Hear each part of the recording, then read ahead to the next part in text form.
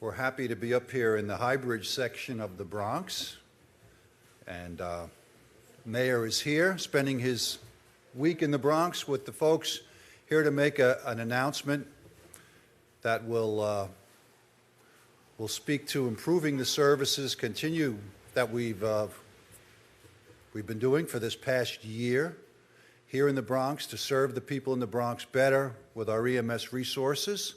So we welcome the mayor to the Bronx, to Station 17.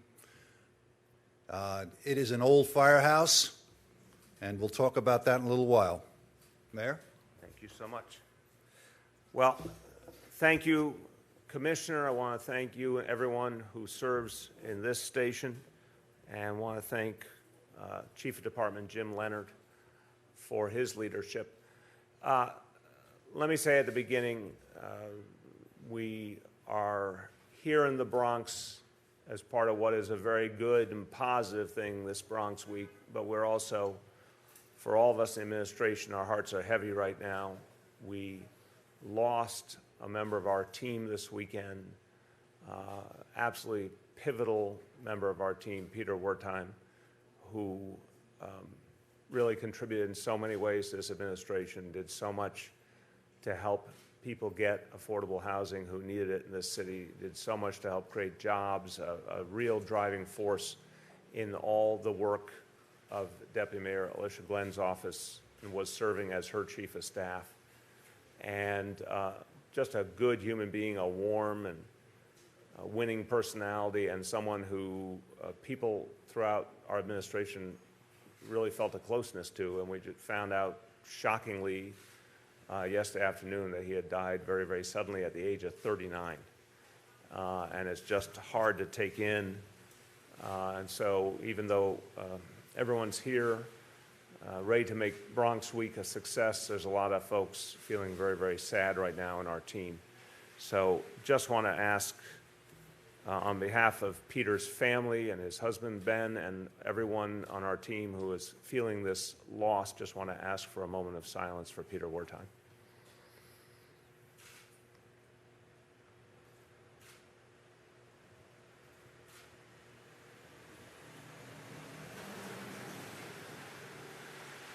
Thank you very much. Well, look, we're so proud of what the FDNY does. We're so proud that EMS is not only a life-saving part of New York City, but an organization that gets better all the time. And under Commissioner Nigro and Chief Leonard's leadership, the central question has been making sure that every borough is being served well, making sure that we reduce response time and get the resources where they need to be.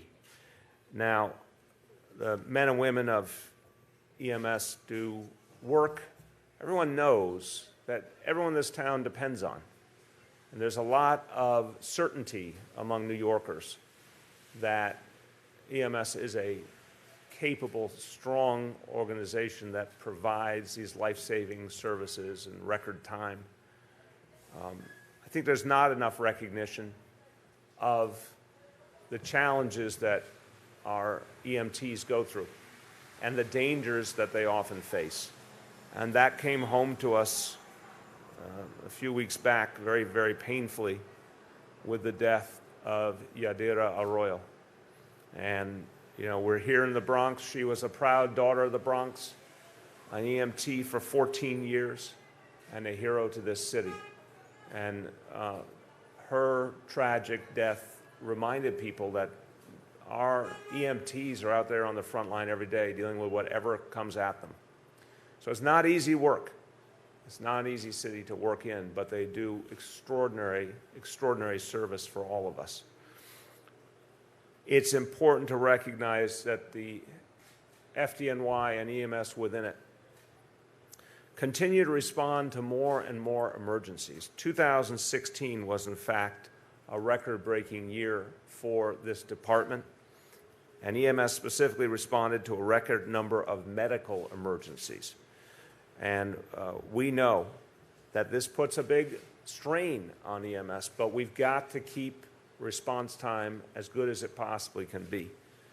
So even with all the additional calls, EMS has been improving its response time. And that's been particularly necessary in the Bronx. I mentioned earlier when we met with Borough President Diaz that the Bronx historically, if you look over decades and decades, has often not gotten its fair share of city resources and investment. A lot of people in the Bronx have felt they were the forgotten borough, not just Staten Island that feels that. And this was one of the areas where the city had to do better because the status quo previously wasn't acceptable. And this was true with EMS as well. So we put in a series of investments over the last year to reduce response time here in the Bronx. And in fact, at the close of 2016, response time for EMS in the Bronx had been reduced 36 seconds compared to the previous year, 2015. Now, these are the experts. I can tell you 36 seconds means a lot when it comes to saving a life. I think the commissioner and the chief could tell you even better what that means in real terms. The greatest improvement in response time in the last year occurred in the Bronx. And this investment really had an impact. We knew the Bronx needed more help. The investment was made, and the greatest improvement of any borough was in the Bronx. But we have to continue that now. We have to keep investing to keep that progress going. So today we're announcing a $30 million investment in Bronx EMS Operations. And that includes $17 million to replace this facility, Station 17, with a brand new facility that will make it easier for our EMTs to do the great work they do. This is about doing everything we can to save lives and making sure that resources are spread fairly across the 5 boroughs. Now, in addition to, hold on, sanitation is going to go by. Let's tip our cap to them. I want the commissioner and the chief to add here, in addition to the new facility here, we'll be using some new approaches to getting our EMTs and getting help where they're needed most. So we have the traditional ambulances, but now the FDNY is starting to work with quote-unquote fly cars as a way of getting to the scene quicker and making sure resources are where they are needed. So I want to say I'm very, very proud of this announcement. It's the first specific announcement we're making here as part of Bronx Week. We think this is an example of the kind of improvements that are needed and we're going to be talking about throughout this week. But Commissioner, Chief, so that we can explain to everyone here and to the people of the Bronx, explain how we're going to be using these fly cars now to speed help to people needed. Sure.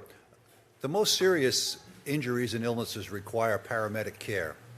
What we're providing with a fly car are 2 paramedics, an officer and a trained paramedic, in a vehicle that doesn't transport, like a Suburban type vehicle. They are paired with a transport ambulance.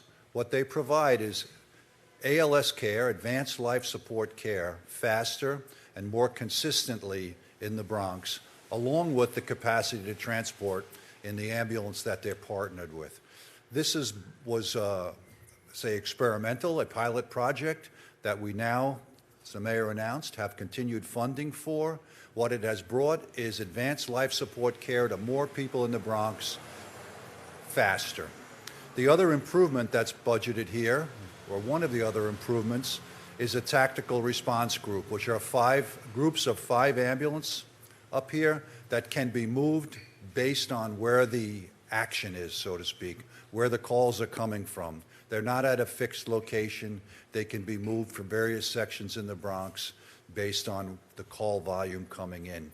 These 2 programs have resulted in this 36-second decrease in response time. We think that will continue to get better. We were also going to put in 2 of the busiest hospitals up here, EMS personnel, that will assist these units to get in and out of the hospital faster, to make them available to go to the next call that occurs. So this 36-second increase took place even with the increase in volume. So we can imagine what the response time would have been had this not been done. Excellent. Thank you very much.